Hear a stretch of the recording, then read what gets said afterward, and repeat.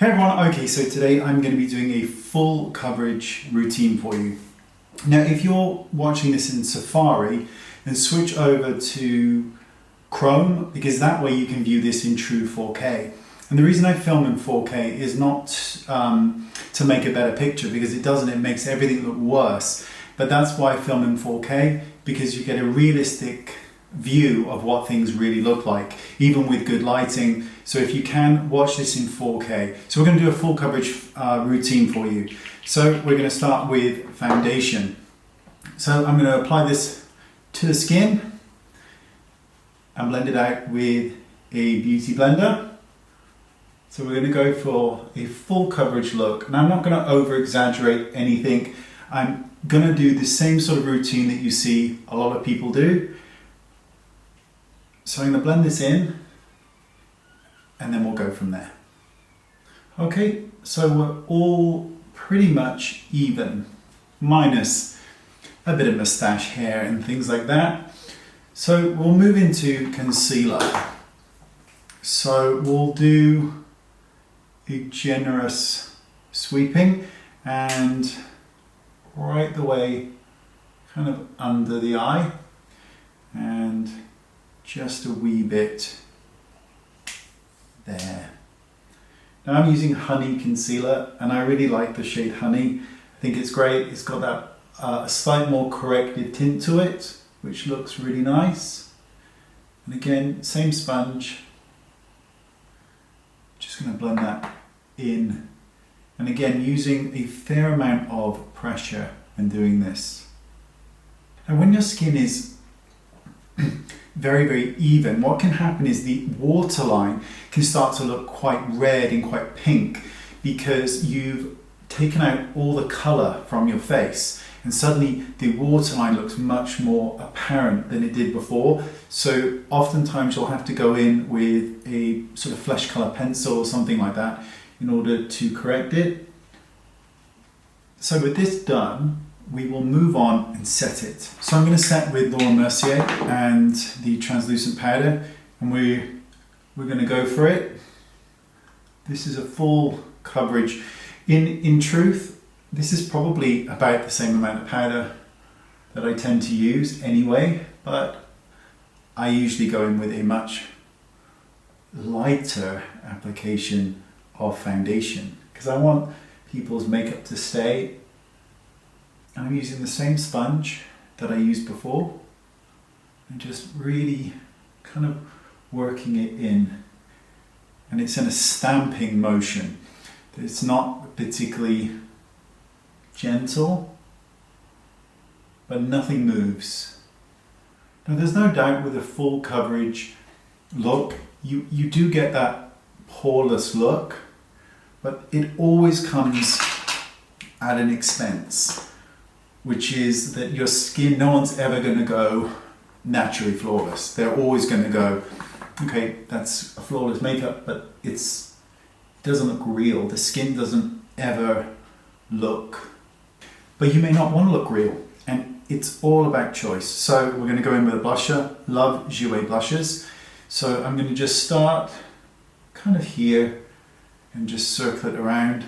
The brush I'm using was a prototype of a brush that I made that never got released because it cost so much money. It was outrageous, the cost of this to make alone, that it was just like, okay, never gonna happen, but got a couple of samples.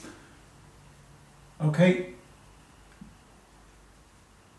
really just, I'm kind of moving it all around because I don't want it to just be located in one single space. Here's a little tip or trick. Oftentimes I will go back in with some of the loose powder and just kind of re-go over the areas I've just applied product to, just to make sure that there is no edge so that everything is more seamless. Now comes bronzer. So I'm going to give this a sweep. This is the Tom Ford bronzer, which is really expensive, but gram for gram, not that expensive compared to a lot of other products. So interesting. So we're going to just work it here to start with. just to bring back a little bit of colour. And then when it comes to this area, we're just really just going to swirl it. And then because this now is a little bit deeper than the neck, we're just going to make sure that it extends slightly.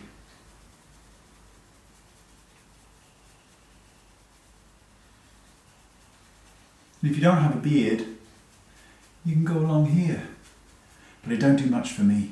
And again, I'm just taking a little bit of that loose powder and I'm just making sure. Highlighter. So we're going to use this, Pat McGrath. Now, love Pat McGrath products, hate the cardboard packaging, hate it. But we're going to take a combination of kind of these two shades here and we're going to apply it right along the cheekbone area. And I think the Pat McGrath products are great. I'm waiting for the foundation. The foundations look amazing. Powder looks outrageously expensive for a powder, but we'll see. Can't wait to try them.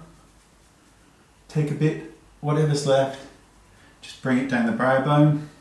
We're going to kind of concentrate it more here on my nose.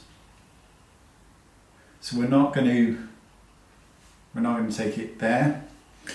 And then just sweep a little bit, kind of just here, just to bring back a bit more life. And I'm just going to take the slightly more bronze shade and just give that a really big quick swirl. Now again, that brush with whatever residue is left on, and yes, it takes down some of the shine, but it blends it in so that the highlighter doesn't begin and end. There's all a part and parcel of each other. What's kind of nice is sometimes if there is just like a touch of highlighter in a peculiar place where you wouldn't normally expect it because you just expect it here. So sometimes you just want to just add a dot of highlighter somewhere and then just kind of dust it off. It gives a really beautiful effect on somebody, like just here, just a tiny hint of something just looks really, really nice. I'm just going to do this and then just take it down slightly. So because there's a lot of product, I'm just going to take a brilliant product of the Anastasia Beverly Hills, and this is the Dip Brow in the gel. And I'm just going to take that and just run it through the brow, because A, it thickens the brow, which I quite like, but it also is going to bring back a bit of colour to the brow. That all that foundation and powder can just make them look dull. And I'm using blonde.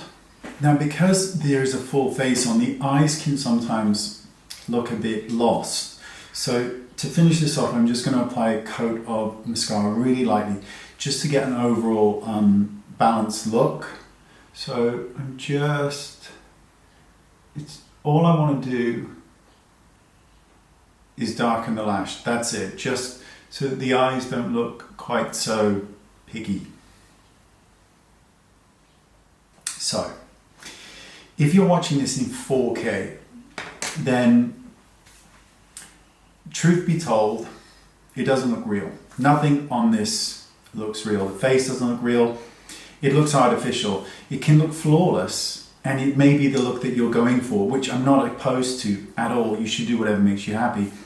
But it's never going to look like you just woke up and your skin is naturally just gorgeous. It's going to look like a full amount of makeup, which is what this tutorial is for. It is to show in real life in 4K what a full face of makeup looks like, and even more so what a full face of makeup can look like when you're past the age of 12, which is very important. I'm 41. this is what a full face looks like. And my skin's pretty good anyway, but it's what it looks like, you know. Skin moves, you get wrinkles and creases when you smile, you know, shit happens. But this is a full face in 4K, and it's a realistic picture of what makeup can really look like when you're applying it in 4K. And in real life, in direct daylight, it can look quite harsh, but there's something quite beautiful about it at the same time. While it's not my favorite look, you pair this with something just gorgeous on the eye or the lip, you know, you're making a statement, and that's always a good thing, because makeup is about fun and self-expression. So whether you like me, whether you prefer the skin to just look really, really kind of minimal with foundation and then do something on the eyes, or whether you want that full heavy coverage look that just looks mannequin perfect, it's just makeup, washes off. But there you go, 4K, that's it. See you next time. Oh, let me know what you think. Yay for full coverage or nay for full coverage? You can leave it down there. I'll have a peruse. See you next time. Bye-bye.